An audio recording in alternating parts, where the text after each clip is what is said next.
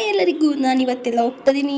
ಕೆಲಸ ಎಲ್ಲ ಮುಗಿಸ್ಕೊಂಡು ರೆಡಿಯಾಗಿ ದೇವ್ರ ಪೂಜೆ ಕಡೆಗೆ ಹೋಗಿ ಒಂದು ಕೈ ಮುಗ್ದು ಹೊರಗಡೆ ಬಂದು ನಮ್ಮ ಅಪ್ಪನ ಹತ್ರ ಉಗಿಸ್ಕೊಂಡೆ. ಎಲ್ಲ ಲೇಟ್ ಮಾಡ್ತಿರೋ ಅಡಕ್ಕೆ ಟೈಮ್ ಆಗುತ್ತೆ ಅಂತ ಬೈಸ್ಕೊಂಡು ಉಗಿಸ್ಕೊಂಡು ಕಾರ್ ಹತ್ತದೆ. ನಾವ್ ಎಲ್ಲಿಗೆ ಹೋಗ್ತಿದೀವಿ ಅಂದ್ರೆ ನಮ್ಮ ಮಂದೇವ್ರು ಪುಷ್ಪಗಿರಿಗೆ ಹಳೆಬೆಡಲು ತಗೊಂಡು ಪುಷ್ಪಗಿರಿ ಬಂದ್ವಿ. ಅಂದ್ರೆ ನಮ್ಮ ಮಂದೇವ್ರಿಗೆ ಬಂದ್ವಿ. ನಾವು ಹೋಗೋ ಹೊತ್ತಿಗೆ ಫಸ್ಟ್ನೇ ಪೂಜೆ ನಡೀತಿತ್ತು. ಏನ್ ಮಾಡೋದು, ಲೇಟ್ ಆಯ್ತಲ್ಲ.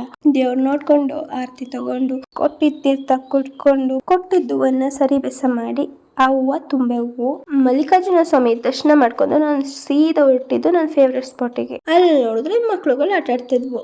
ಏನ್ ಮಾಡಕ್ಕಾಗುತ್ತೆ, ಮಕ್ಳು ಹೋದ್ಮೇಲೆ ಹೋಗೋಣ ಅನ್ಕೊಂಡೆ. ಇಲ್ಲ, ಮಕ್ಳು ಮಧ್ಯದಲ್ಲೇ ಹೋಗ್ಬಿಟ್ಟೆ. ಆಮೇಲೆ ದೇವಿ ದೇವಸ್ಥಾನಕ್ಕೆ ಹೋಗಿ ಅರ್ಚನೆ ಎಲ್ಲ ಮಾಡ್ಸಿದ್ವಿ. ಏನ್ ಗೊತ್ತಾ, ನಾವು ಪೂಜೆ ಆದ್ಮೇಲೆ ಬಂದ್ವಿ. ಬಟ್ ನಾವು ಪೂಜೆಗಿಂತ ಮೊದಲು ಬರ್ಬೇಕಿತ್ತು. ಮನೇಲಿ ಹೊರಟಿದ್ದೆ, ಲೇಟ್ ಆಯ್ತು. ನಾವು ಅಭಿಷೇಕ ಮಾಡ್ಸಕ್ಕೆ ಅಂತ ಬಂದಿದ್ದು. ಎಲ್ಲ ಐಟಮ್ಸ್ ತಂದಿದ್ವಿ, ಲೇಟ್ ಆಯ್ತು.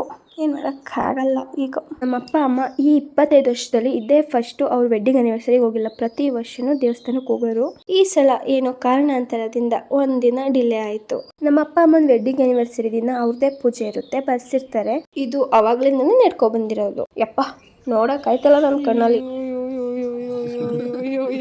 ನಾನು ಈ ಮಕ್ಳು ತರ ಮಾಡ್ತೀನಿ. ಅಣ್ಣ, ನಿನ್ ಬರೀ ತಿನ್ನೋದೇ ಕೆಲಸನಾ?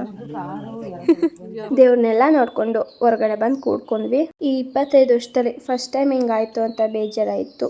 ಒಂದಿನ ಲೇಟ್ ಆಯ್ತು. ಅದುವೇ ಬರೀ ದೇವ್ರ ದರ್ಶನ ಮಾತ್ರ ಸಿಕ್ತು ಅಷ್ಟೇ. ತೆಗಿಬೇಕಾ ಅಂತ ಕೊಡಲ್ಲ. ಇದು one of the my favourite ಮರ ಮತ್ತೆ ಹೂವು. ಇದನ್ನೆಲ್ಲ ಒಂದೊಂದಾಗೆ ಕುಯ್ಕೊಂಡು ನಾನು ಕುಯ್ಕೊ ಬರೋ ಹೊತ್ತಿಗೆ ನನ್ನೆಲ್ಲ ಬಿಟ್ಟೋಗಿದ್ರು. ಅಲ್ಲಿಂದ ಸೀದಾ ನಾನು ಪ್ರಸಾದ ಕೊಡ್ತಾರಲ್ಲ ಆ ಜಾಗಕ್ಕೆ ಬಂದೆ. ಪ್ರಸಾದ ತಿನ್ಕೊಂಡು ಹೊರಗಡೆ ಬಂದೆ. ಈ ಹೂವಿನ ಹೆಸರು ನಿಮಗೆ ಗೊತ್ತಿದ್ರೆ ಕಮೆಂಟ್ ಮಾಡಿ, ಎಷ್ಟು ಚೆನ್ನಾಗಿ ಗೊತ್ತು ಅಂತ ನೋಡೋಣ. ಇಷ್ಟೊತ್ತು ಬೇಕಾ ಡ್ರೈವರ್? ಇಷ್ಟೊತ್ತು ಬೇಕಾ ಬರೋಕ್ಕೆ? ಎಷ್ಟೊತ್ತು ಕಾಯಿಸೋದ ನಾನು?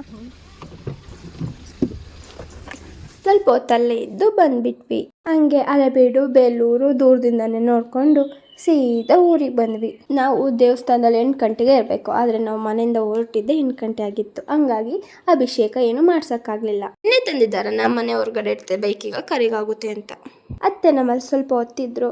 ಆಮೇಲೆ ಹೊರಟ್ರು. ಅಣ್ಣನೇ ಬಿಟ್ಟು ಬರಕ್ಕೆ ಹೋದ. ಇವತ್ತೆಂತೂ ನಾನು ಟಿವಿ ಫೋನು ಆ ಕಡೆ ಈ ಕಡೆ ತಿರ್ಗಾಡು ಅಷ್ಟೇ ಆಯಿತು ನನ್ನ ಕತೆ. ಇವತ್ತು ಮನೇಲಿ ಕೆಲಸ ಮಾಡ್ತಾ ಇರೋಣ ಕೂತ್ಕೊಂಡು ನೋಡ್ತಾ ಇದ್ದೆ ಅಷ್ಟೇ.